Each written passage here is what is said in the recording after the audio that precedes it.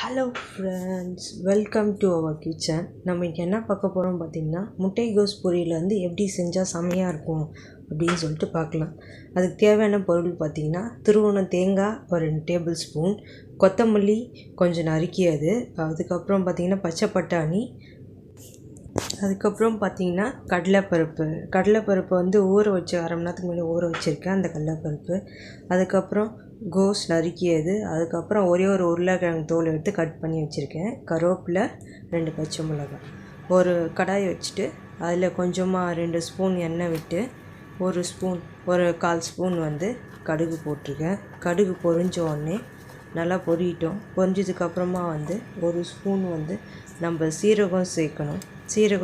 ஓகேவா. ஒரு ஸ்பூன் வந்து சீரகம் ஆட் பண்ணிக்கோங்க. அதுவும் நல்லா பொரிஞ்சதுக்கப்புறமா 2 பச்சை மிளகாய் தீனி வச்சுக்கிறேன். அதை வந்து அதையும் நல்லா எண்ணெயில் போட்டு வதக்கிடுவோம்.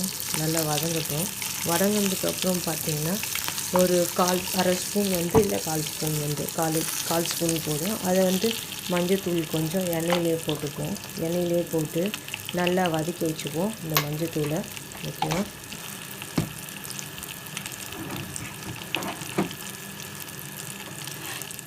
இப்போ மஞ்சத்தூள் போட்டதுக்கப்புறம் நல்லா வதக்கி வச்சுட்டோம். மஞ்சத்தூள் போட்டு நல்லா வதக்கினதுக்கப்புறம் பார்த்திங்கன்னா 1/4 ஸ்பூன் பெருங்காயம் ஆட் பண்ணிக்கிறோம். அதையும் நல்லா போட்டு வதக்கிட்டு ஒரு 10 கருவேப்பிலை எடுத்து வச்சுருந்தோம் பார்த்திங்கன்னா, அந்த 10 கருவேப்பிலையை வந்து எண்ணெயிலே போட்டு வதக்கிடுவோம்.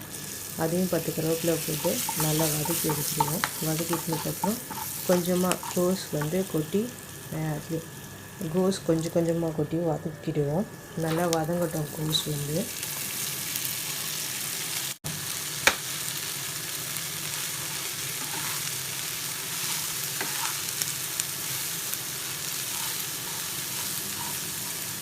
கோஸ் பார்த்திங்கன்னா நல்லா வதக்கி திருப்பி விட்டதுக்கப்புறம் கொஞ்சம் ஒரு உருளைக்கிழங்கு கட் பண்ணி வச்சுருக்கோம்ல, அதையும் நம்ம வந்து சேர்த்துப்போம். அதில் சேர்த்ததுக்கப்புறம் பார்த்திங்கன்னா பச்சை பட்டாணி எடுத்து வச்சுருக்கோம்ல, அதையும் பச்சை பட்டாணி 2 ஸ்பூன் போதும். 2 ஸ்பூன் வந்து பச்சை பட்டாணி வந்து அதில் சேர்த்துக்கலாம். சேர்த்துக்கப்புறம் பார்த்திங்கன்னா கடலைப்பருப்பு வந்து ஒரு அரை மணி நேரத்துக்கு முன்னாடி ஊற வச்சு கழுவி எடுத்து வச்சுக்கலாம். நல்லா ஊறிட்டோம் ஒரு அரை மணி நேரம் நல்லா கடலைப்பருப்பு. அந்த கடலைப்பருப்பை வந்து நம்ம இது கூட வந்து சேர்த்துக்கணும். ஒரு ஸ்பூன் வந்து சால்ட்டு தேவையான அளவுக்கு ஒரு அரை ஸ்பூன் சேர்த்துக்கோங்க. அரை ஸ்பூன் சால்ட் அதுக்கப்புறம் பார்த்திங்கன்னா கடலைப்பருப்பு ஊற வச்சு எடுத்து வச்சுருக்கோம் பார்த்திங்கன்னா, அதை வந்து நம்ம சேர்த்துக்கலாம். அது கூட நல்லா சேர்த்துட்டு அதுக்கப்புறம் பார்த்திங்கன்னா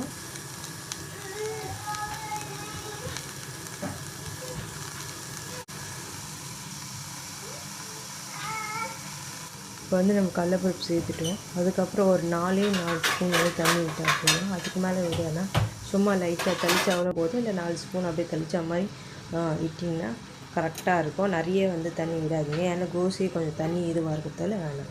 அதுக்கப்புறம் நல்லா மூடி வச்சுட்டு ஒரு 15 நிமிஷம் நல்லா வேகட்டும். ஓகேவா. 15 நிமிஷம் சாலிடாக நல்லா வெந்தால் நல்லாயிருக்கும். அதுக்கப்புறம் பார்த்திங்கன்னா நல்லா வெந்துருச்சு. 5 நிமிஷம் ஆகிடுச்சு பார்த்திங்கன்னா நல்லா வெந்திருக்கு. அதில் ஒரு 2 ஸ்பூன் வந்து தேங்காய் துருவலை எடுத்து நல்லா தூவிப்போம்.